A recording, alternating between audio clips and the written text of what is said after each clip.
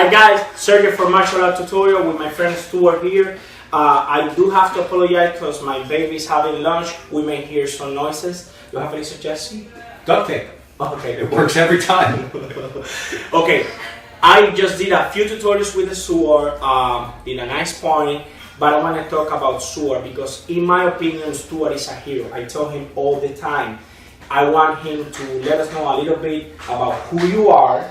I will tell you why I respect you so much, of course. And I want your message out. First off, let me start. How old are you, Stuart? 58. 58, repeat that? 58 years Show old. me your ID, you're lying. No, trust me. Okay. Look up close, take it out of high def, you'll see it. Okay. Stuart, I met you at American Top Team 2015 when I was training there. Correct. You were training MMA, but you are more a Muay Thai fighter, right? How many fights do you have so far? 3. I took my first fight at the age of 56. I started the Listen sport. to this, 56, okay? I started the sport at the age of 46. I've never done any martial arts. I was always into fitness. Started at 46. Was getting ready to test for my black belt. And my sensei said, it's time for you to test. And I looked at my coach, Greg Choplin, who's the WBC World Muay Thai champion. And I said, do you think I'm really ready to be a black belt? And he, like your coach is supposed to, he got in my head and he looks at me and says, I have a different opinion on black belts. And I said, why? And he said, I don't think you can really be a black belt until you fall. And he turns and he walks away. Wow. And at that moment I sat there and I'm like, mother, oh! Because I knew at that moment, I knew what I had to do. And I'm like, he just called me out, right? So then I took my first, so about a month later I said, let's do it. Okay. And we got in an argument. He said, okay, I'm gonna get you somebody in your 40s to fight. And I said, no. He goes, no, I just don't want somebody. He goes, I'll get you somebody in your 30s. And I'm like, no. And he's like, no, I just want to make, I said, Greg, if you get me anybody 30 or over, I will walk out of the ring. He's like, what is wrong with you? And I said, it's simple. If I lose, it's not because the guy's 22. If I lose, it's because he's better than me, because I'm not as good. If I think about age as the reason I'm going to lose, why am I here? Exactly. And that's my point. I mean, I see many traditional martial artists that don't spar masters, even like they have hundreds of students that say, I don't spar because I'm past my prime. What do you have to say about that? You know, obviously it's a personal choice and I respect mixed martial arts and those masters tremendously. To me, if I couldn't spar, it would be like, you know, kissing my wife without consummating the rest of it, right? Yeah. Like, that's the best part. That's what makes you alive. Exactly. You're never more alive than when you're fighting and you're sparring. And the other thing is, I would question how good are the techniques if you're not applying it. Because you have techniques that may work on like a practice level, yes, but they are not applicable to fighting. Correct. And martial arts, we've seen it with if you've watched the UFC or MMA for 10 years, you've seen how striking and jiu-jitsu and wrestling has evolved. So if you're just teaching these same techniques but not sparring and evolving, you may not be as good as you were, and the techniques may not be as practical as you think they are. Sorry, we had a little cut to do because the baby was making noises.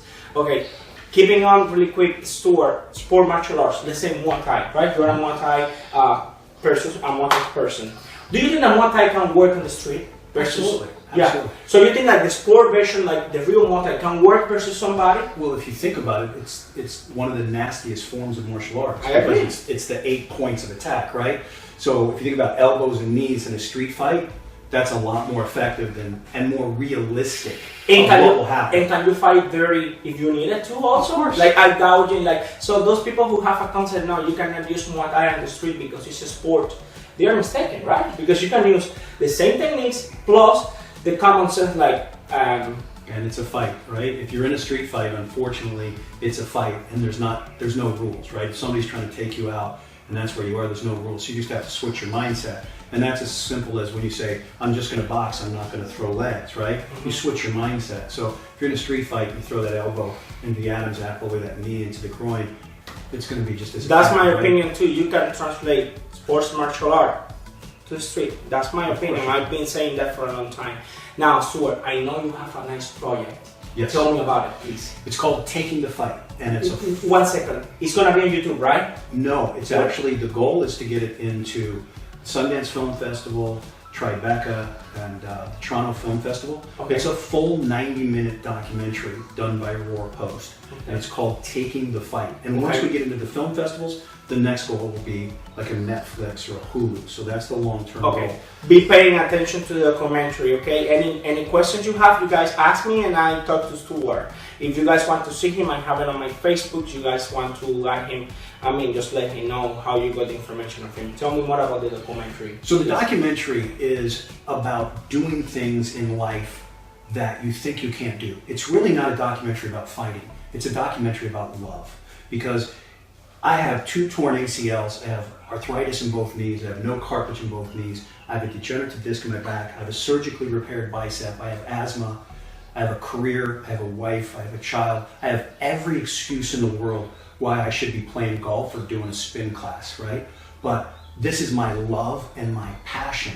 And what this is about is to show people, no matter what your love is, if you think you shouldn't have kids because you had bad parents, you think you can't open a business because you don't have a degree, you think anything you think you can't do in life, this documentary is to show you that whatever obstacles you have, they're irrelevant.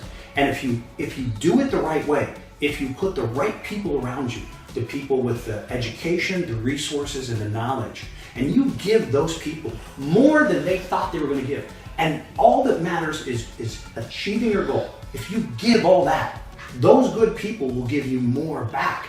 And if you visualize and focus only on positives, there's an expression I like to use. The difference between stress and challenge is one word: perspective. So if your perspective is, oh man, that hurts, oh man, that's hard, or hey, there's a challenge, how do I accept that challenge, how do I beat that challenge, you're naturally challenging positive energy. So that's what it's all really about. We just finished filming after a year and a half. The finale was filmed at my last fight. I fought a 26-year-old young man who was a beast at 6'3". We had an incredible fight. I won't tell you the outcome, but that was for the finale. And right now we're in post-production, editing, color correction, all that good stuff, sound, and all that stuff. And we got some big guys in there. We got Yoel Romero in there, spent a lot of time with us. He's one of my, I'm blessed to call him a teammate. My coach is Gregory Cheetah Chaplin, the WBC World Superweight Muay Thai champion currently. My other coach is Manolo Lopez, who is really becoming a legend. Yoel Romero's coach, Jose Caceres' coach, was Alex Caceres, Bruce Leroy's coach when he started, and the godfather of MMA striking coaches. And I'm blessed to have great teammates around me to help me with this. Okay. Man, thank you very much for everything. And like I said, these are the reasons why I respect Stuart so much. Stuart, I have a question about me. I know it was sparring, but you usually spar Muay Thai and MMA fighting. My question is, how do you feel sparring, meaning the techniques? Was awkward for you? Was the same? Was something that, because many people, we have detractors on the channel that said, hey Sergio, Kung Fu doesn't work, Kung Fu would never work. And mostly what I did to you was Kung Fu, even limited because of the glove. But do you think if I do it like full contact, would it work? Yes, I think with all of this, it's if you combine the best of both worlds, you get even better, right? With you having watched the videos, I knew what I was in for. I knew the legs were going to be the part that was the most unpredictable. Your reaction time, even after I would land, I'm like, I know something's coming back and it's coming back quick. So the kicks were really, really unpredictable. For me, the better success, always for me though, is if I get a little bit inside, I can use a boxing and a little bit of a shorter kicks. But it was highly competitive.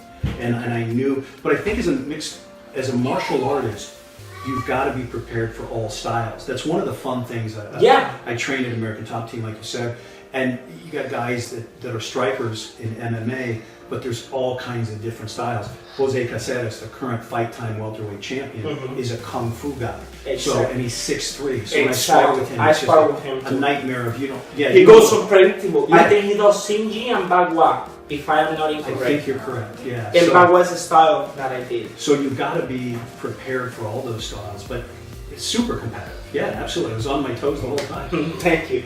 Okay, guys, subscribe to the channel. Thank you very much. You humble me. Take care. Thanks for coming here. Thank you. My pleasure. Okay. Mucho gusto.